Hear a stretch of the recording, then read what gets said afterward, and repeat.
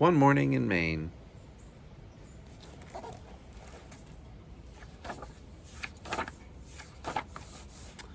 One morning in Maine, Sal woke up. She peeked over the top of the covers. The bright sunlight made her blink, so she pulled the covers up and was just about to go back to sleep when she remembered, "Today's the day I'm going to Bucks Harbor with my father." Sal pushed back the covers, hopped out of bed, put on her robe and slippers, and hurried out into the hall.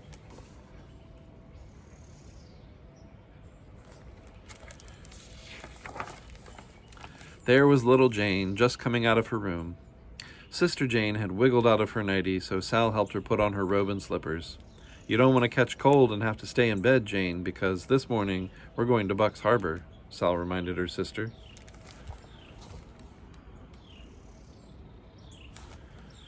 Together, they went into the bathroom to get ready for breakfast. Sal squeezed out toothpaste on Sister Jane's brush and said, "Be careful, Jane, and don't get it in your hair." Then she squeezed some toothpaste on her own brush.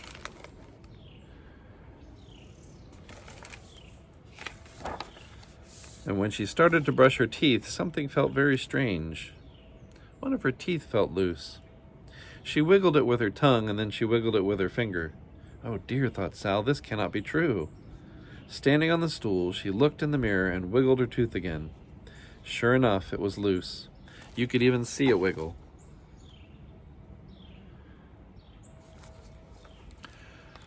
"Mama," she cried, "one of my teeth is loose. It'll hurt, and I'll have to stay in bed. I won't be able to eat my breakfast and go with Daddy to Bucks Harbor." She came running down the stairs and into the kitchen.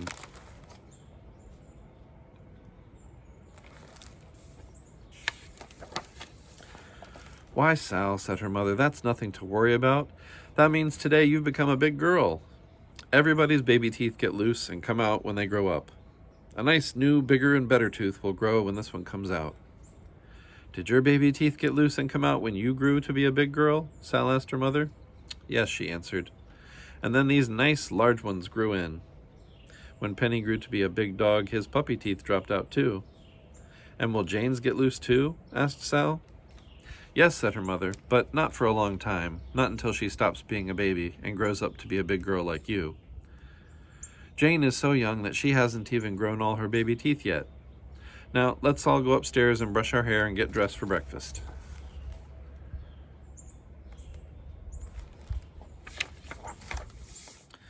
"It feels so different to be a big girl and have a loose tooth," said Sal, "especially when you're chewing. When is it going to come out?" "Perhaps today, perhaps tomorrow," answered her mother. "But when your tooth does come out, you put it under your pillow and make a wish, and your wish is supposed to come true." "I know what I'm going to wish for," said Sal. "A nice cold chop." But you mustn't tell anybody what your wish is or it won't come true," cautioned her mother. "It's supposed to be a secret wish. Now, finish your milk, Sal. Then you can go out to the beach and help your father dig clams for lunch." "I am a big girl, and I can help him dig a lot of clams fast," said Sal, "so we can hurry up and go to Bucks Harbor."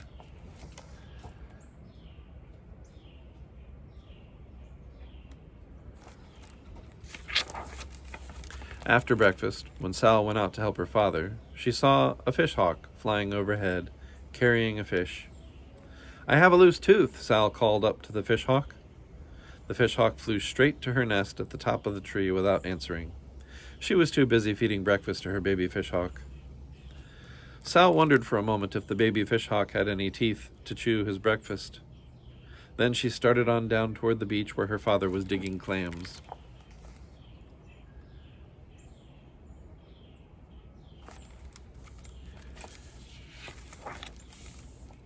When she came near to the water, she saw a loon. "I have a loose tooth," Sal called to the loon, "and today I've started to be a big girl." The loon didn't say anything but kept swimming in circles.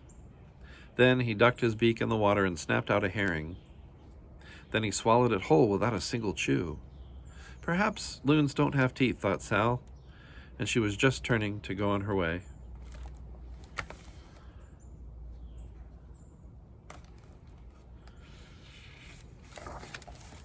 When a seal poked his head up out of the water. "I have a loose tooth," Sal said to the seal.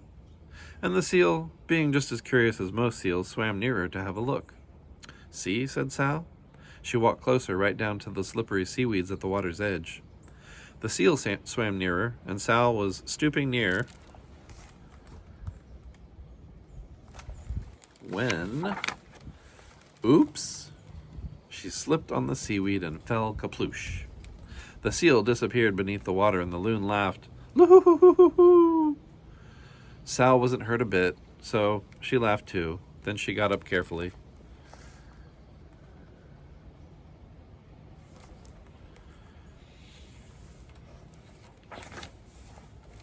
And started on down to the shore to help her father dig clams.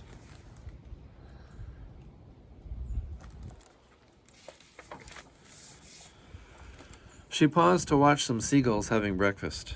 They were dropping mussels down on a rock to crack the mussel shells just like nuts.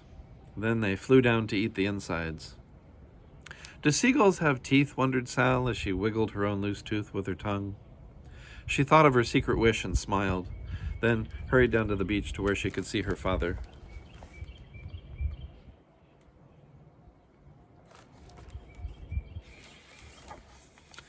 Daddy, I have a loose tooth, she shouted. And when it drops out, I'm going to put it under my pillow and make and wish a wish. You can even see it wiggle.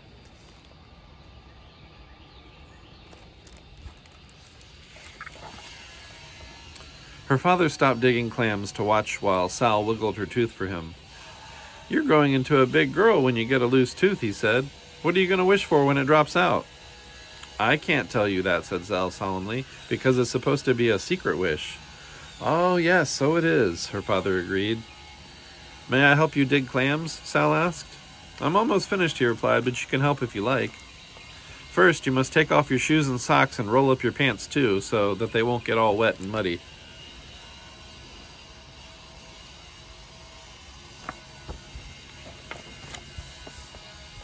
Sal took off her shoes and socks and put them on a dry rock. She rolled up her pants and waded into the muddy gravel to help her father. He dug in the mud with his clam rake, and then they looked carefully and felt into the muddy hole for clams. I found a tiny baby one, said Sal. You certainly did, said her father, but it's too small. We just keep the large ones like this. Let's put the baby clam back in the mud so he can grow to be a big clam someday. He is such a baby clam, and I guess he is too small, she agreed. I guess he isn't even big enough to have all his baby teeth, said Sal, placing the tiny clam tenderly back in the mud. Clams don't have teeth, grunted her father, digging another rakeful in the mud.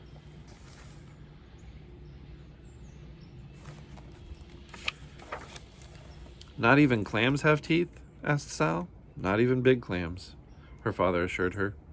Do baby fishhawks and big fishhawks have teeth? Asked Sal. No, said her father. Do loons have teeth? She asked. And gulls? No. Do seals have teeth? Yes, they have them, he answered. And do their teeth get loose like this? Asked Sal, opening her mouth to show her loose tooth.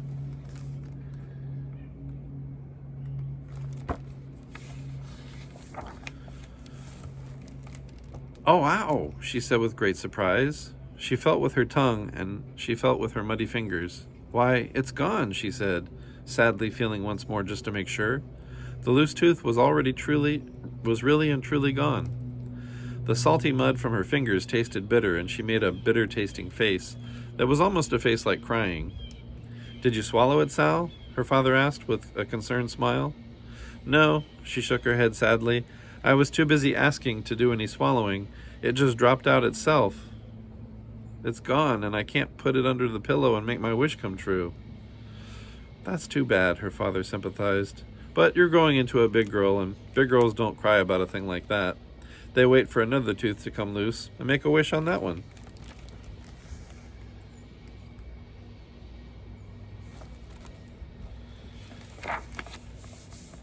Maybe we can find my tooth where it dropped, said Sal, hopefully feeling around in the muddy gravel where the clams live. Sal's father helped her look, but a muddy tooth looks much like a muddy pebble, and a muddy pebble looks so much like a muddy tooth that they hunted and hunted without finding it. We'll have to stop looking and take our clams to the house, Sal, her father said at last, or we won't have time for the trip to the village. He washed off the clams in the clean salt water of the bay, and Sal reluctantly stopped looking and waded in to wash the mud from her feet and hands. "I guess some clam will find my tooth and get what I wished for," said Sal. "If we come back here tomorrow and find a clam eating a chocolate ice cream cone, why, we'll have to take it away from him and make him give my tooth back too."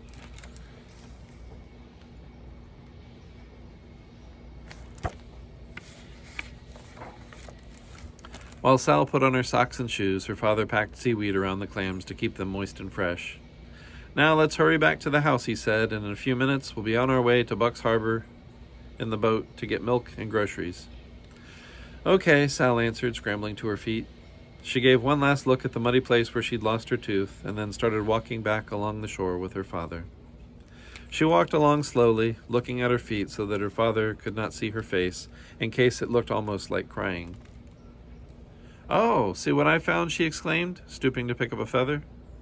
"It's a gull's feather," said her father, pausing for Sal to pick it up.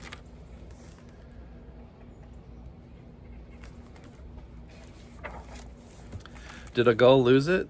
Will another feather grow in where this one dropped out?" asked Sal. "Yes, Sal, that's right," answered her father. Maybe seagulls put dropped out feathers under their pillows and wish for secret wishes," Sal suggested. "Seagulls don't use pillows, but I suppose they can make wishes," said her father.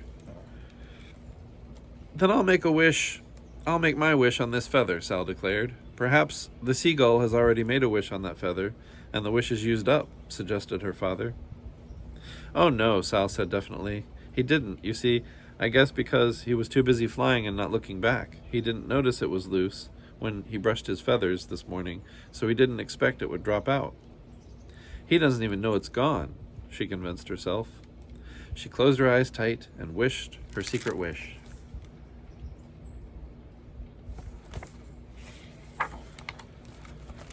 When they reached home, Sal's mother and sister Jane were waiting with a box of empty milk bottles to return to the store and a list of things to buy. "I'll have a nice clam chowder ready for your lunch when you get back," said Sal's mother, waving goodbye. "I'll take good care of Jane," Sal promised. "I'm a big girl and I can watch so she doesn't tumble into the water." Sal and Jane and their father went down to the shore and got aboard their boat.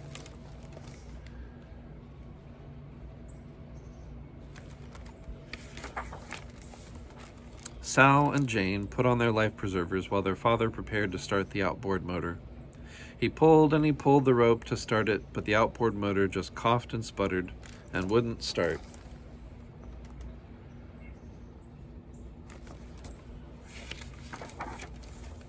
So he had to row the boat all the way across the bay to Buck's Harbor where the store was.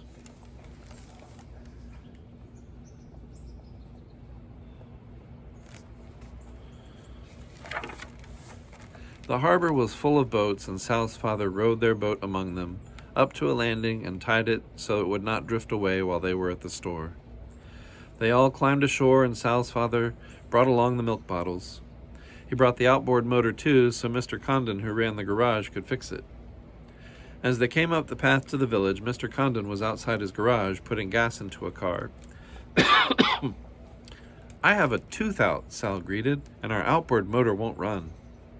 "My, such trouble," Mr. Condon commented after he had admired the empty place where Sal's tooth was missing.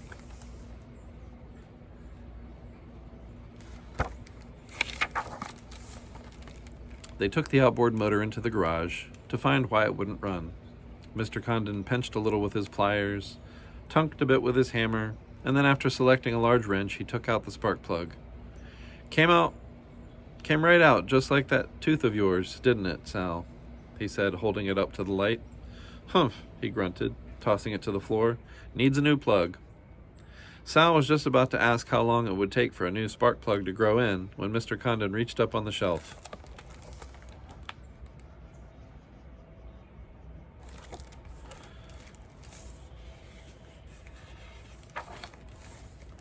And picked out a brand new one and put it in the motor. Sal picked up the old spark plug and handed it to Sister Jane. Jane was so little she didn't understand about secret wishes. Jane was so little that she couldn't even say ice cream cone. So Sal wished the secret wish for Jane on the spark plug. Mr. Condon pulled the rope and the motor started right up, just as good as new. Sal's father thanked him and packed up the motor and the milk bottles. Jane carried her spark plug. Sal carried her feather, and they said goodbye and walked across the street to where Mr. Condon's brother kept the store.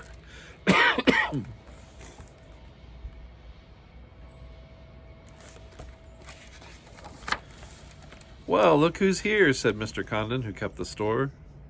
I have a tooth out, Sal shouted, returning Mr. Condon's greeting.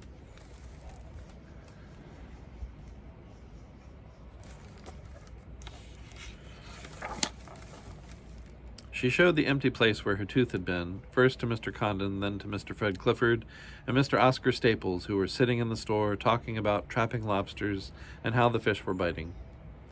Don't put your tongue in the empty place, Mr. Clifford advised.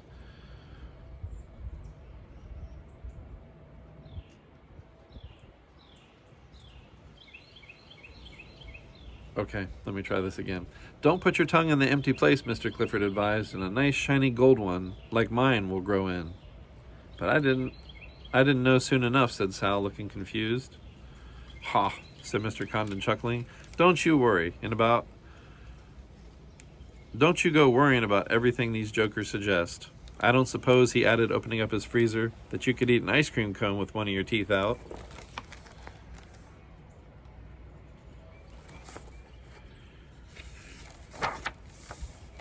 Oh, yes, I could, said Sal, and it's supposed to be chocolate.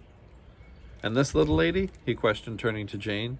Hers is supposed to be vanilla, so the drips won't spot, and you better push it together tight so it won't drop off, Sal dictated, because she's still almost a baby and doesn't even have all of her first teeth.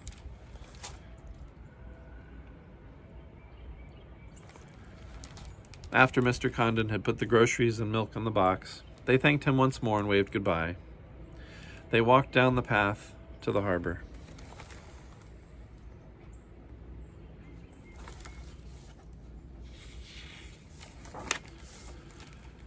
And down the runway to the float where their boat was tied.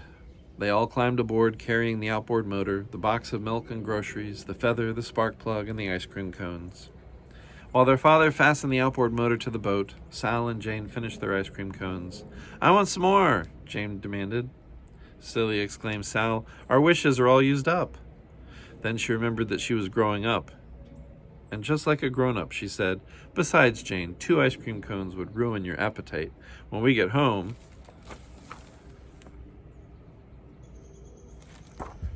we're going to have clam chowder for lunch.